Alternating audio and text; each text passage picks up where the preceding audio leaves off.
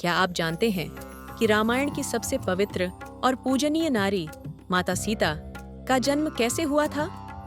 उनकी कहानी केवल एक राजकुमारी की नहीं, बल्कि धरती की गोद से जन्मी एक दिव्य शक्ति की है, जो युगों युगों से हमें प्रेरणा देती आ रही है। आज हम उस रहस्यमयी गाथा में उतरेंगे, जो माता सीता के अलौकिक प्राकट्य को उजागर करती है। ये कथा हमें सिखाती है कि कैसे धैर्य, त्याग और अटूट विश्वास जीवन की सबसे बड़ी चुनौतियों का सामना करने की शक्ति देते हैं। प्राचीन काल में भारतवर्ष की पुण्यभूमि पर मिथिला नामक एक समृद्ध राज्य था। इस राज्य के राजा थे जनक, जो अपनी धर्मपरायणता, न्यायप्रियता और प्रजा प्रेम के लिए विख्यात थे। वे केवल एक शासक नहीं, बल्कि एक ज्ञानी, आरष्य तुल्य राजा थे, जिन्होंने आत्मज्ञान प्राप्त कर लिया था। उनकी प्रजा उन्हें विदेह कहकर पुकारती थी, जिसका अर्थ है देह के मोह से परे। एक बार मिथिला पर भयंकर अकाल का साया पड़ा। धरती सूख गई, नदियां सूखने लगीं और अन्न का एक दाना भी पैदा नहीं हो रहा था। प्रजा त्राही त्राही कर रही थी और राजा जनक का हृदय अपनी प्रजा के कष्टों को देखकर विचलित हो उठा। उन्होंने अपने राज्य के सभी विद्वान पुरोहितों और ऋषियों को बुलाया, ताकि इस संकट से मुक्ति का मार्ग मिल सके। पुरोहितों ने गहन विचार विमर्श के बाद राजा जनक को एक विशेष यज्ञ करने की सलाह दी। उन्होंने कहा कि राजा को स्वयं हल चलाकर भूमि को जोतना होगा। यह कर्म भूमि माता को प्रसन्न करने का प्रतीक था, एक ऐसा अनुष्ठान जिसमें राजा स्वयं धरती से सीधा संवाद स्थापित करता है। यह दर्शाता था कि राजा अपनी प्रजा के लिए किसी भी हद तक जा सकता है, यहाँ तक कि स्वयं कृषि कार्य में भी संलग्न हो सकता है। राजा जनक ने पुरोहितों की सलाह मानी और यज्ञ का आयोजन किया। एक शुभ मुहूर्त में उन्होंने अपने हाथों में हल थामा और स्वयं खेत में उतर गए। उनका मन पूरी तरह से भूमि माता के प्रति श्रद्धा और अपनी प्रजा के कल्याण की भावना से ओतप्रोत था। हर एक हल की रेखा के साथ वे धरती से प्रार्थना कर रहे थे कि वह अपनी कृपा बरसाए। जैसे ही हल का फल एक विशेष स्थान पर पहुंचा, वह अचानक मिट्टी में गहराई तक धंस गया। एक अद्भुत अलौकिक प्रकाश उस स्थान से फूट पड़ा, जिसने पूरे वातावरण को जगमगा दिया। उस दिव्य आलोक के बीच एक छोटी सी नवजात बालिका भूमि माता की गोद से बाहर आई। वह इतनी तेजोमय थी कि वहां उपस्थित सभी लोग राजा जनक सहित स्तब्ध रह गए। राजा जनक ने उस बालिका को अत्यंत प्रेम और श्रद्धा से अपनी गोद में उठाया। उन्हें तुरंत यह आभास हो गया कि यह कोई साधारण शिशु नहीं, बल्कि स्वयं पृथ्वी देवी का वरदान है। उस बालिका के मुख पर एक अद्भुत शांति और तेज था, जो किसी भी मनुष्य के शिशु में नहीं देखा जा सकता था। यह क्षण मिथिला के इतिहास में स्वर्णिम अक्षरों में अंकित हो गया। चूंकि वह बालिका खेत की सीता अर्थात हल की रेखा से प्रकट हुई थी, इसलिए राजा जनक ने उसका नाम सीता रखा। सीता शब्द का अर्थ केवल हल की रेखा नहीं है, बल्कि यह उर्वरता, पोषण और जीवन का प्रतीक भी है। यह नाम इस बात का द्योतक था कि वह बालिका स्वयं धरती माता का अंश है, जो जीवन और समृद्धि लेकर आई है। राजा जनक ने सीता को अपनी पुत्री के रूप में स्वीकार किया और उनका पालन पोषण मिथिला की राजकुमारी के रूप में किया। सीता के आगमन के साथ ही मिथिला में वर्षा हुई, धरती फिर से हरी भरी हो गई और राज्य में खुशहाली लौट आई। सीता का जन्म केवल एक घटना नहीं था, बल्कि यह प्रकृति और मनुष्य के बीच के गहरे संबंध का एक दिव्य प्रमाण था। सीता का बचपन अत्यंत पवित्रता और सादगी से बीता। वे राजमहल में पली बढ़ीं, लेकिन उनका मन हमेशा प्रकृति और धर्म से जुड़ा रहा। उनकी शिक्षा दीक्षा ऐसी हुई कि वे न केवल एक कुशल राजकुमारी बनी, बल्कि उनमें त्याग, धैर्य और करुणा जैसे दिव्य गुण भी विकसित हुए। उनकी उपस्थिति मात्र से ही मिथिला का वातावरण और भी अधिक पावन हो गया था। माता सीता के जन्म की कथा केवल यहीं तक सीमित नहीं है। भारतीय पुराणों और लोक कथाओं में उनके प्राकट्य के कई भिन्न भिन्न रूप मिलते हैं, जो उनकी दिव्यता और बहुआयामी स्वरूप को दर्शाते हैं।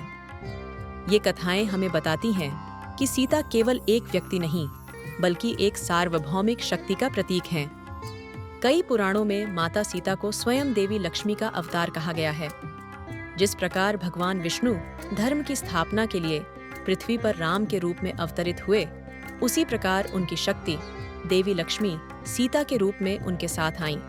ये मान्यता इस बात पर जोर देती है कि राम और सीता एक दूसरे से अविभाज्य हैं, ठीक वैसे ही जैसे विष्णु और लक्ष्मी। इस कथा के अनुसार सीता का जन्म धरती से होना यह दर्शाता है कि लक्ष्मी केवल धन की देवी नहीं, बल्कि प्रकृति की समृद्धि और पोषण की भी प्रतीक हैं। वे धरती को धन्य करती हैं, उसे जीवन देती हैं। सीता के रूप में लक्ष्मी ने त्याग, सेवा और पतिव्रत धर्म का ऐसा आदर्श प्रस्तुत किया जो आज भी अनुकरणीय है। उनका जीवन हमें सिखाता है कि सच्ची समृद्धि केवल भौतिक नहीं, बल्कि आध्यात्मिक भी होती है। कुछ लोक कथाओं और जैन रामायण के कुछ संस्करणों में माता सीता के जन्म की एक और अत्यंत रोचक और रहस्यमयी कथा मिलती है। इन कथाओं के अनुसार सीता वास्तव में लंकापति रावण और उसकी पत्नी मंदोदरी की पुत्री थीं। ये कथा थोड़ी विवादास्पद लग सकती है, लेकिन इसका अपना एक गहरा प्रतीकात्मक अर्थ है। कहा जाता है कि रावण को एक भविष्यवाणी मिली थी कि उसकी पहली संतान ही उसके विनाश का कारण बनेगी। इस डर से रावण ने अपनी नवजात पुत्री को एक संदूक में बंद करके धरती में दफना दिया था। यही बालिका बाद में राजा जनक को हल चलाते समय मिली और सीता कहलाई। यह कथा कर्म के सिद्धांत और नियति की अटल शक्ति को दर्शाती है। यह कथा हमें यह भी सिखाती है कि बुराई के घर में भी अच्छाई जन्म ले सकती है और नियति अपने मार्ग पर चलती है, चाहे कोई कितनी भी कोशिश क्यों न कर ले। सीता का रावण की पुत्री होना और फिर उसी रावण के विनाश का कारण बनना एक अद्भुत विरोधाभास है जो धर्म और अधर्म के संघर्ष को और भी गहरा बनाता है। यह कथा सीता के चरित्र को और भी जटिल और शक्तिशाली बनाती है। एक अन्य महत्वपूर्ण कथा के अनुसार माता सीता वास्तव में वेदवती का पुनर्जन्म थीं। वेदवती एक तपस्विनी थीं जो भगवान विष्णु को पति रूप में पाने के लिए कठोर तपस्या कर रही थीं। एक बार रावण ने उन्हें देखा और उनके साथ दुर्व्यवहार करने का प्रयास किया। वेदवती ने अपनी पवित्रता की रक्षा के लिए स्वयं को अग्नि में समर्पित कर दिया।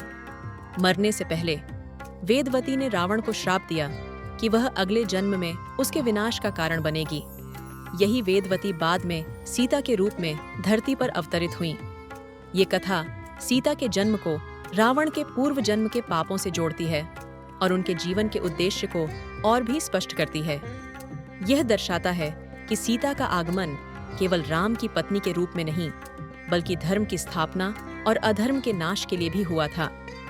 ये कथा हमें न्याय और प्रतिशोध के दिव्य चक्र को समझाती है।